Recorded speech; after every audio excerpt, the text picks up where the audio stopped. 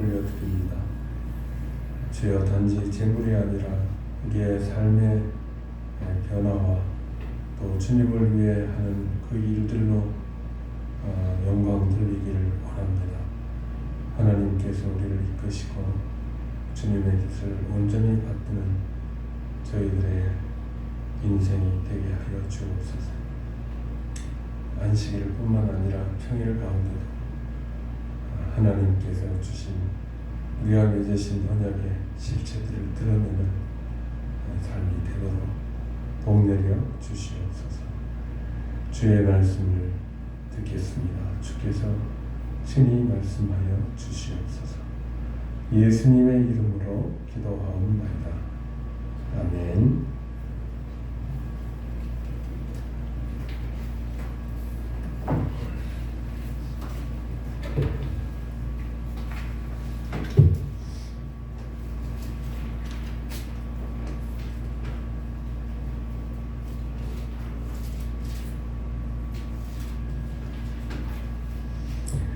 오늘 말씀은 전도서 3장 1절에서 15절 말씀입니다.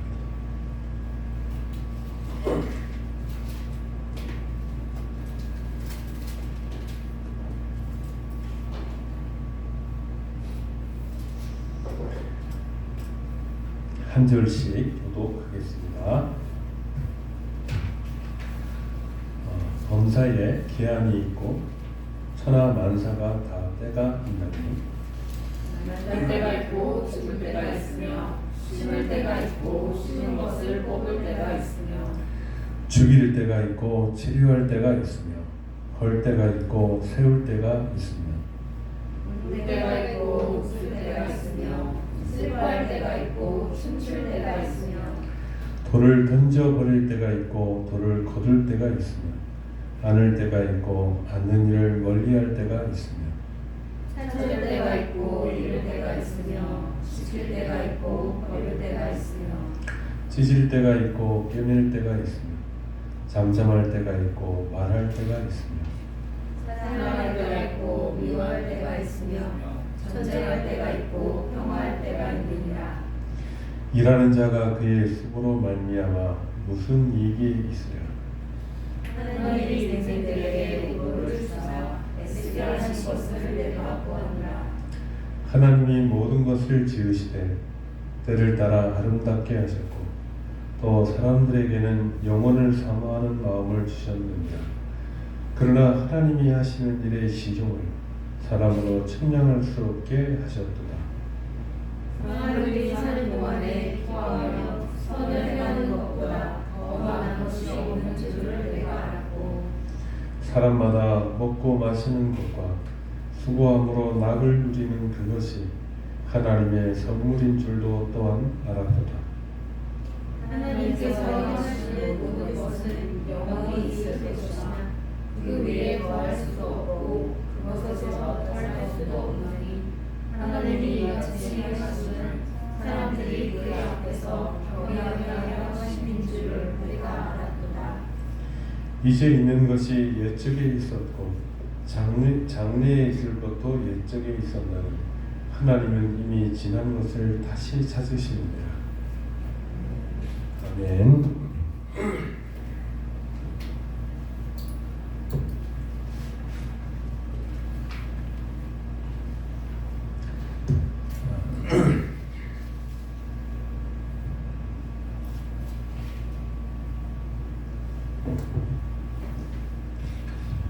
인생이 허무하다라고 하는 것이 전도서의 메시지인 것은 분명하고, 그렇다고 하면 너희는 허무 속에 헤매고 다녀야 한다라고 말하는 것은 아니라는 것 또한 사실인 것입니다.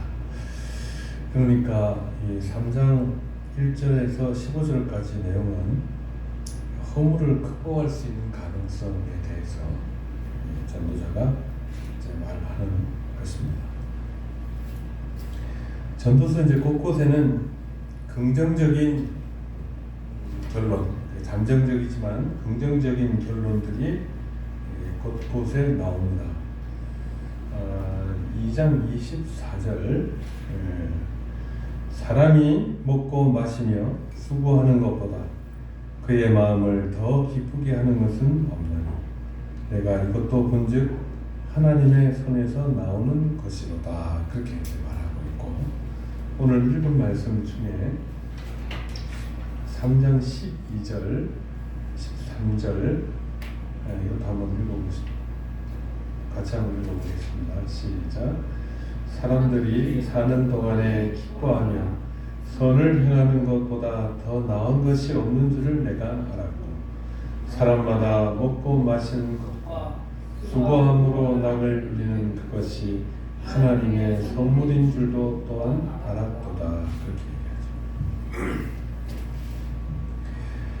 그러니까 힘겹고 이 고단한 이 세상의 삶에서 허망함과 절망을 느끼며 살아가는 존재이지만, 그럼에도 불구하고 우리에게 고통과 낙심의 일만 있는 것은 아니다라고 하는 것입니다.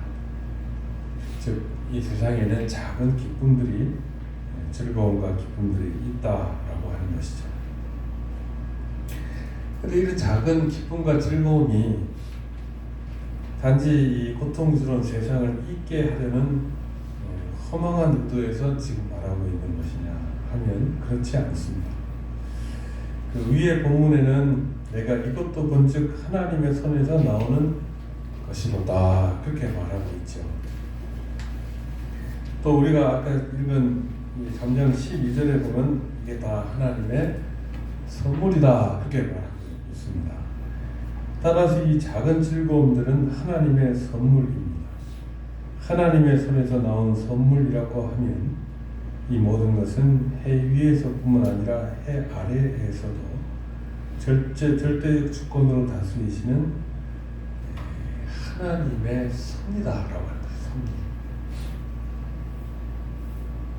그러니까 하나님께서 우리의 삶 전체를 섭리하시는데,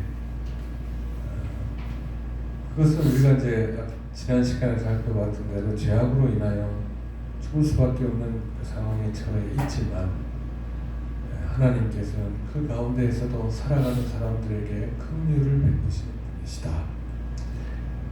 그래서 그들에게 삶의 한 가운데에서 잠시 위로도 주시고 기쁨도 누리게 하시고, 또 이 상황들을 극복할 수 있는 가능성들도 열어주십니다. 이것이 만약에 하나님의 이런 긍휼하심에서 나오는 선물이 없다고 하면 우리의 삶은 더 괴로울 것이고 더 고통스러울 것입니다. 그러니까 하나님의 섭리라고 하는 것이 그냥 결과만을 향해 치닫는 것이 아니라 그 사이사이에 우리에게 베푸시는 은혜가 있고 하나님을 알게 하시기도 하고 또 삶의 변화를 주시기도 하고 또 이 세상의 허물을 바라볼 수 있는 눈을 주셔서 깨닫게도 하시고 하는 그 모든 일들이 이 세상에 살아가는 모든 사람들의 삶의 섭리 가운데 섭리하시는 가운데 있다라고 하는 것입니다.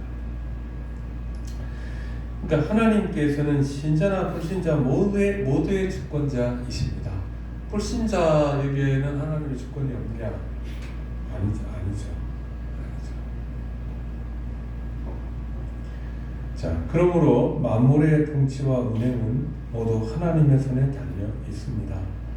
불신자들은 이 하나님의 주권적 섭리에 대해서 모르거나 혹은 인정하지 않기 때문에 이 세상은 허무한 것이 되고 맙니다. 그러니까 모든 걸 자기가 책임져야 되는 세상으로 이해한다라고 하는 것이죠. 그러나 신자들은 하나님의 섭리와 선하신 뜻을 알기 때문에 이 허무에서 벗어날 수 있습니다. 뿐만 아니라 하나님의 통치에는 하나님의 의지가 들어있고 그것은 의롭고 선하신 성품에서 나오는 것이기 때문에 결국에는 선하고 올바른 것임을 확신할 수 있습니다. 하나님의 뜻은 올바르고 선한 것이라는 것을 확신할 수 있다는 얘기입니다. 바로 여기에서 신자들은 삶의 의미와 목적을 발견하게 되는 것입니다. 전도서 3장 14절에 보면 우리 같이 한번 읽겠습니다. 시작. 하나님께서 행하시는 모든 것은 영원히 있을 것이라. 그 위에 더할 수도 없고 그것에 덜할 수도 없나니 하나님이 이같이 행하심은 사람들이 그의 앞에서 경외하게 하려 하신 줄을 내가 알았도다. 그러니까 이제 하나님은 불신자에게는 하나님이 아니시냐? 하나님이시죠. 그 불신자는 하나님을 예배하지 않아도 되느냐? 안 되는 거죠. 그러니까 하고 싶어도 못하는 것이죠. 그러나 모든 것은 하나님의 뜻 가운데 행하시고 하나님께서 행하시는 모든 것은 영원히 있을 것이고 그 위에 더할 수도 없고 그것에서 덜할 수도 없다 하는 것입니다. 하나님의 주권은 모든 인간 가운데 있다라고 하는 것이죠. 여러분, 불신자가 기도할 수 있을까요? 여러분? 하나님께?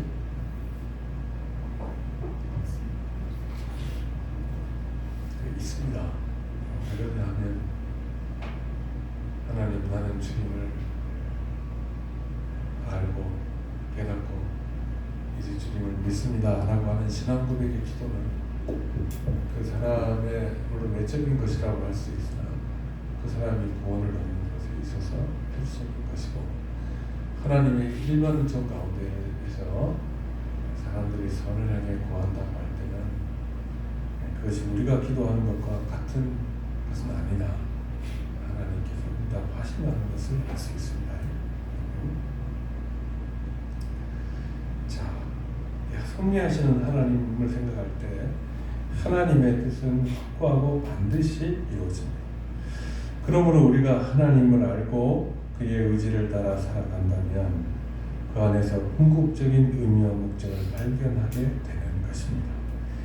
따라서 우리가 그 하나님의 뜻을 모두 알 수 없고 또 숨겨진 것도 있는 것이 사실이지만, 그래서 우리에게는 이제 믿음이 있고 그 믿음으로 우리는 다 알 수 없는 우리의 인생,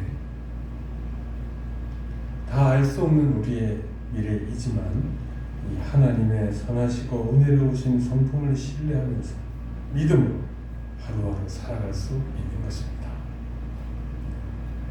할렐루야. 그렇죠? 네.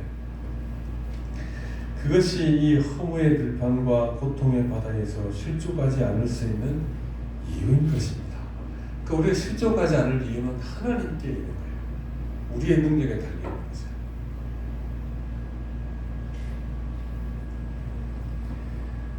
자, 그러면 오늘 이제 3장 1절 말씀은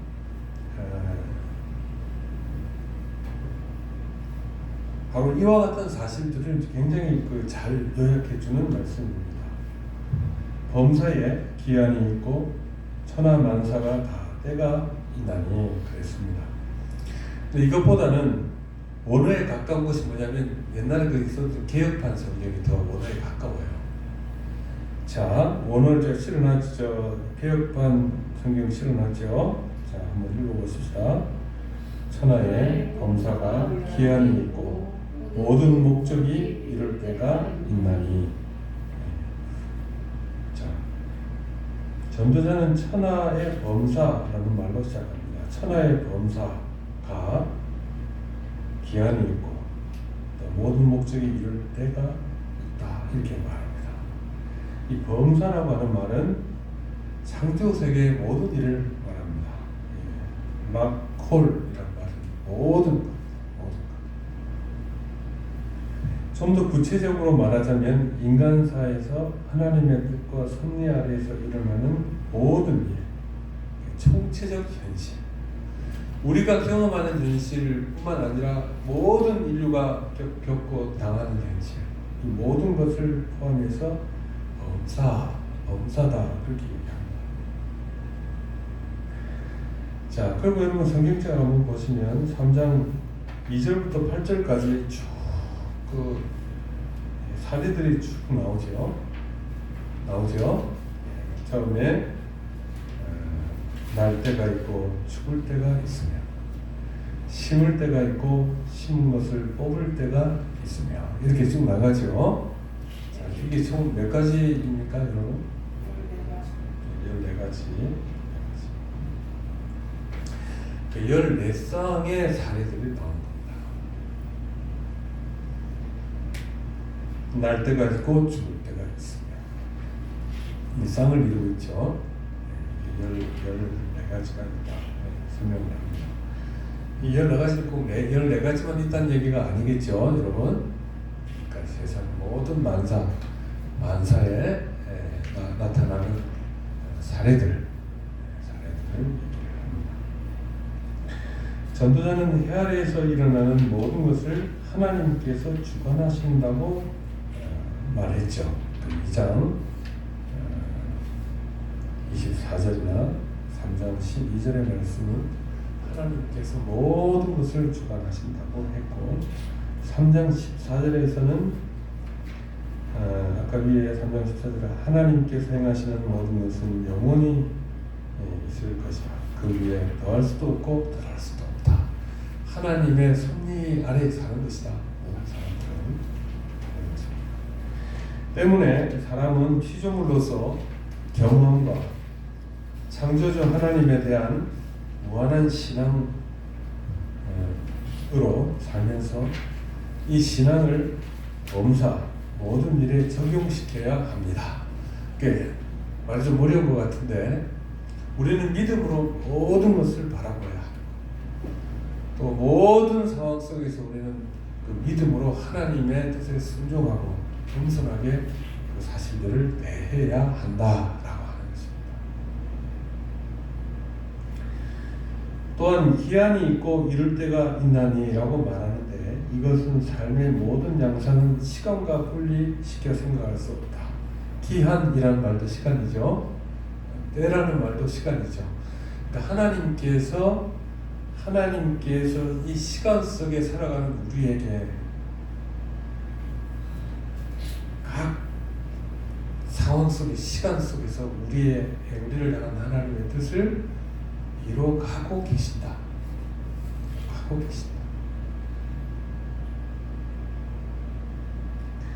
이것은 삶의 모든 양상은 시간과 분리시켜 생각할 수 없으며 하나님이 하시는 모든 일 역시 시간 속에서 이루어지는 것임을 명확하게 말하고 있는 것입니다.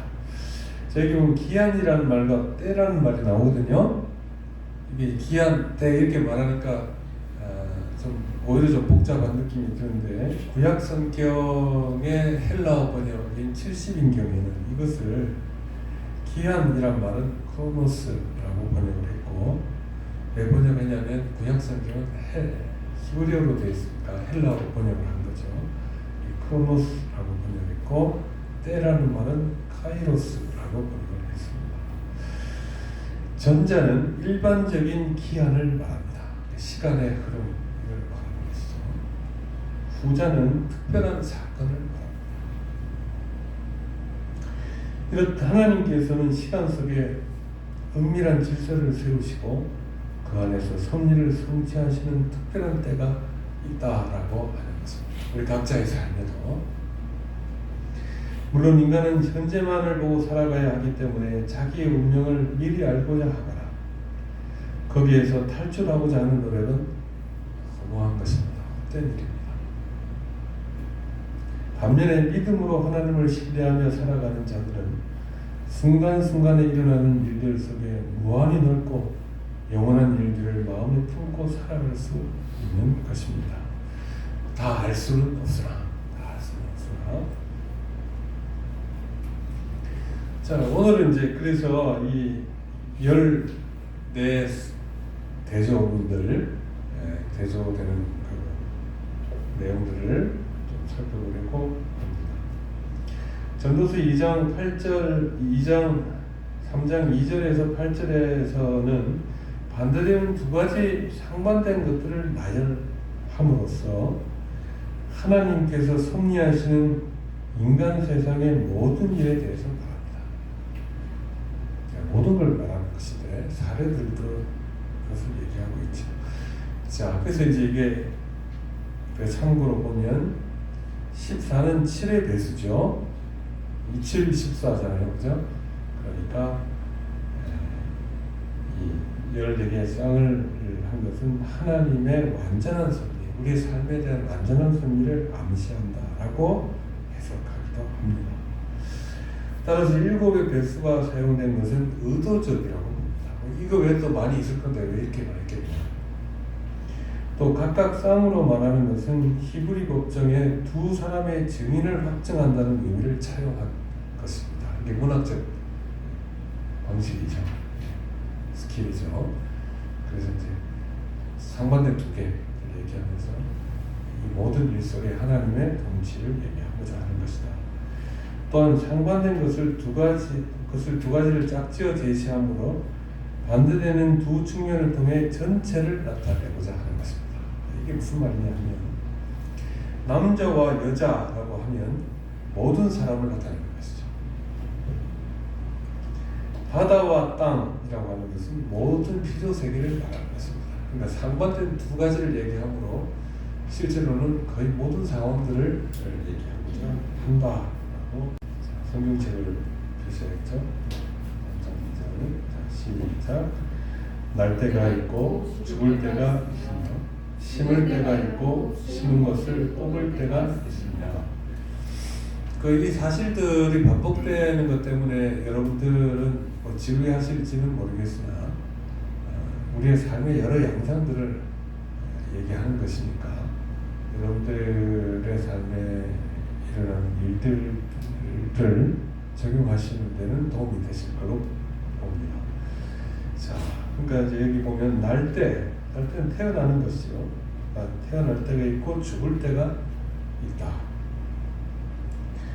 전도자가 가장 먼저 말하는 것은 인간사의 가장 중요한 순간인 인간의 생과 사입니다. 생명, 이 일이 하나님의 손에서 나오는 것이다. 일이. 그러니까 이제 생명은 전적으로 하나님의 선물이며 하나님의 뜻이 아니고서는 어찌할 수 없는 일이다. 그러니까 한 사람이 생명으로 태어나고 또 이 세상을 떠나게 하는 일의 주관자는 하나님이시죠. 이렇게 인생의 시작부터 종결까지 그 모든 국면이 하나도 예외 없이 하나님의 주권에 속해 있다는 사실을 이제 부각시킵니다. 모든 사람에게 출생과 죽음의 때는 하나님에 의해 확정되어 있으므로 누구도 그것을 임의로 앞당기거나 연기할 수 없다는 것입니다. 인간은 태어나고 싶은 때와 죽고 싶을 때를 결정할 수 없습니다. 그 지배권을 지닌 분은 오직 하나님이라는 사실은 불변하는 진리입니다. 사무엘상 2장 6절에는 여호와는 죽이기도 하시고 살리기도 하시며 수월에 내리기도 하시고 거기에서 올리기도 하시는도다. 우리 인생을 볼 때 우리는 태어날 때가 있고 죽을 때가 있다. 근데 이것이 다 하나님의 섭리 가운데 있는 일이다.